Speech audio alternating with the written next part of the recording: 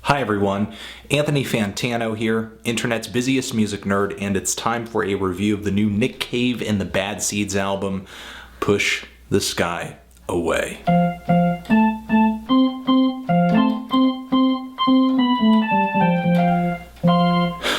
Nick Cave is an Australian singer-songwriter, and the London band that he currently leads is on its 15th studio LP, laying another collection of songs on top of the group's ever-growing and impressively consistent discography. The songs that Nick Cave and the Bad Seeds churn out tend to be kind of dark, tortured, or melancholy, or have this element of stomach-churning viciousness to them. And while there are other seedy singer-songwriters that I do enjoy quite a bit, like Tom Waits for example, Nick Cave has always kind of reached down into that lower level, just that next level of seediness between songs like Mickey Mouse and the Goodbye Man from the new Grinder Man LP, the Birthday Parties albums, tracks like Where the Wild Roses Grow, Up Jump the Devil, Good Son. I constantly find myself asking when I listen to much of what is related to Nick Cave, is Nick Cave deeply disturbed? I know Nick Cave has had his more PG-13 moments over the years, but I really do feel like that there are either parts of his brain that he has been cursed with all his life, or maybe we all have those parts in our brains and most of us are just kind of afraid to explore them or think about them. Obviously, Nick Cave is not dangerously insane because he's managed to hold together a music career that really any musician would be proud of. Plus, he's covered an impressive group of genres over the years: post-punk, goth rock, alternative rock, baroque pop, as well as folk. Nick Cave and his band maybe went a little easier on the ears in the 2000s. The darkness was still there. They weren't as brash as they were with their earlier, noisier post-punk stuff. It was, I guess, in a sense tortured, but a bit more mature. However, in recent years, Nick Cave has been kind of getting back to his punk rock, punk blues, and garage rock roots, not only with new Bad Seeds releases like Dig Lazarus Dig and Abattoir Blues, but the recent formation of his band Grinder Man. And even though it's really only been a couple years since we've heard from Nick Cave through Grinder Man, it has been a while since we've heard from the Bad Seeds. I mean, really since about 2008 with Dig Lazarus Dig, which is more than enough time for some kind of stylistic or emotional reinvention. And before this LP even came out, there was this sense, for me anyway, that this LP would be receding back to Nick Cave's more sort of melancholy side, especially because of the cover, which looks like some kind of awkward breakup going on in a French new wave film, and the few tracks that dropped before this LP. Jubilee Street, which does have an intense ending but is nowhere near Nick Cave's most intense song, and We Know Who You Are, which is really one of the more somber tracks I've heard Nick Cave put out in recent years. So of course, when I sat down to listen to the entire LP, it was no surprise that Push the Sky Away overall is a much moodier experience than most of Nick Cave's output. Almost as if it were conceived in this sort of depressive state fueled by a very sad personal experience. And some of what happens on this LP does seem to kind of shake Cave in a personal way, which is something that for a Bad Seeds fan is somewhat of a rare treat, because often Nick Cave is sort of playing this narrator character or a character within a story that he's penning for a song that he's singing. You're not really getting a moment like off of this LP, finishing Jubilee Street, where he kind of sings specifically about finishing the track and how the imagery, the dream-inspired imagery off of that song,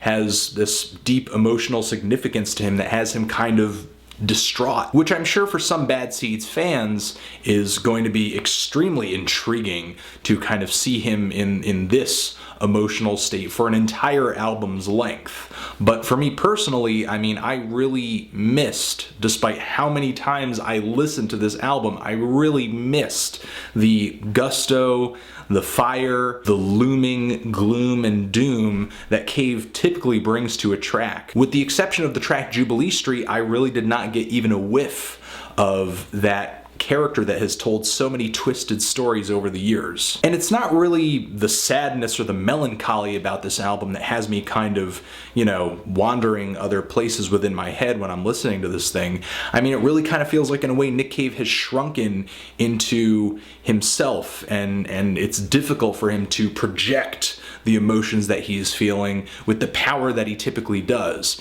And while, yeah, this isn't the most musical part of the album, we're not exactly getting down to instrumentation here, we're talking about vocal delivery, we're talking about personality, but I personally feel that Nick Cave's music is nothing if not extremely personality driven. And if the personality isn't there, for me, the magic isn't there. And this magic only shows up occasionally, mostly on the first half of the LP. And the LP here is not very long, it's just about 42 minutes, but to me it feels much longer despite only having 9 tracks. And that's mostly because the songwriting on this LP isn't all that sharp or concise, it's not all that ballad driven or anything like that, with the exception of maybe a few songs. The songs on this LP aren't compartmentalized or cutting like they are on albums like The Boatman's Call or Henry's Dream. Instead, Nick Cave uses a songwriting, a performing technique that he's been using on and off over the years, very consistently on the Grinderman LPs and recent output from the Bad Seeds, where he basically grabs a groove, he grabs a musical idea, and it sort of gets, jammed out, repeated in a sense over and over and over as he kind of tells his tale and sings over it. It's more of a linear way of songwriting. It's a more linear way of song performing. And this technique is executed awesomely on Jubilee Street, where the track just gets more and more intense as it goes along. You get this sense that you're moving from point A to point B as the song finishes, not only because Cave is telling this story with detailed lyrics, but the instrumentation gets hotter, it gets heavier, strings sort of seep in. However, there are moments on this LP where I personally feel like Cave really needed to, sort of edit himself and maybe, bring some of these songs down, boil them down into a sharper ballad like we get on the song We Know Who You Are. Like on the song Wide Lovely Eyes, which just, to me, feels like this very tame, almost adult contemporary piece of gospel-inspired songwriting. And a lot of the instrumentation on this track, especially the guitar riff, feels just robotically and kind of annoyingly looped behind everything, sort of taking away the flow and the intimacy out of this song and others on here too, like We Real Cool. This is an issue that I had off of Dig Lazarus Dig too. A lot of the instrumentation felt chopped, it felt looped, but I feel like what kind of made that album scrape by anyways is the fact that so many of the songs were just loud and in your face and energetic. In my opinion, it's not working so well here on these softer and slower tracks.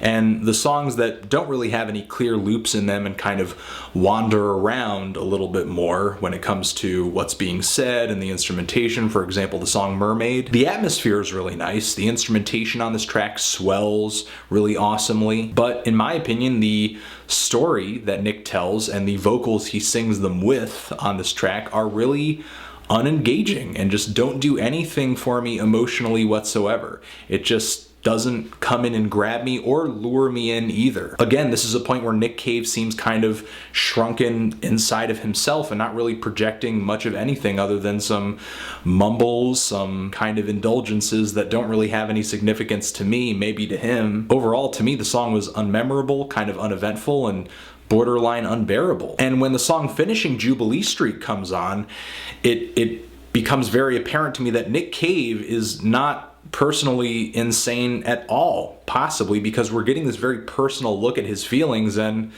I mean, they actually come off pretty mundane with how he's delivering them, how they're being performed in a sense through his vocals and his storytelling. The group vocals and the keyboards on the hook are really nice, but Nick Cave's lyrics and his storytelling, they wander and meander more than the dwiddling banjo all over this track. In terms of a tale and in terms of songwriting, it's really a musical bridge to nowhere, just kind of fading out into the nothing that it conjured. The closing track on here, the title track, is extremely lackluster as well, with even more unengaging vocals from Nick Cave against these watery, boring synthesizers that just don't do anything for me from beginning to end. There was just not really much about this album that I found to be spectacular. I wouldn't hold it up to anything from Nick Cave and the Bad Seeds' early stuff. I wouldn't even hold it up to anything from their most recent 2 LPs. While I'm still gonna look forward to the next Bad Seeds LP, this album just did not move me whatsoever. I mean, sure, it didn't offend me or really have any terrible, awful, horrible songs on it, but I mean, when you pile all of these tracks on top of one another, it just becomes this long, very beige kind of experience that doesn't really, you know, do much emotionally, lyrically, musically. It just kind of repeats, mumbles. I mean, to me, that's what Push the Sky, I mean, adds up to. It's just my opinion, but I'm feeling a strong 4 to a light 5 on this LP. If you've given it a listen, what did you think of it? Did you love it? Did you hate it? Why? And what do you think I should review next? Anthony Fantano, Nick Cave, forever.